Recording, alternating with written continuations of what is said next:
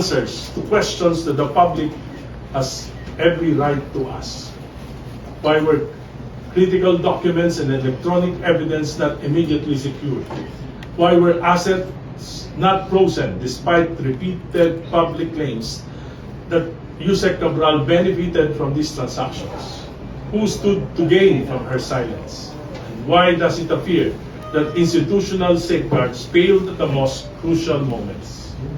We will also examine whether current procedures in the DPWH and possibly other implementing agencies are deliberately designed or negligently maintained to enable abuse, corruption, and manipulation of public funds.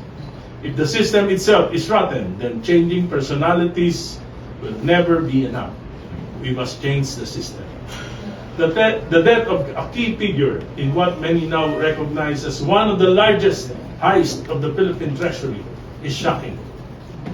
It feels unreal, parang teleserye o Korean political thriller. Except this is real life, and the victims are the Filipino people.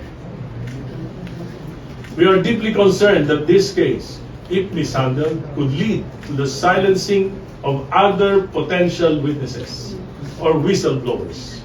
This inquiry is also a call to action to immediately secure testimonies, place witnesses under protection, and prevent any further loss of life or truth. Marami pong butas at hindi nagtutugma ang mga salaysay sa pagkamatay ni Yusek Cabral.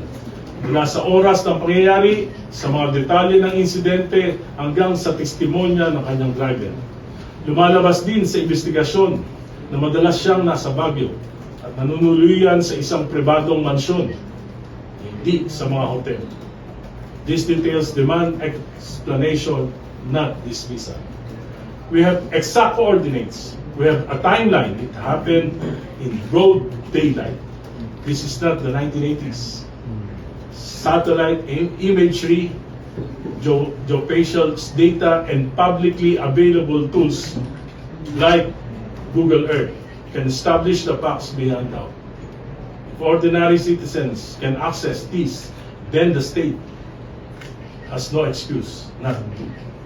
Unahan na lang kami because the truth will come out with or without cooperation.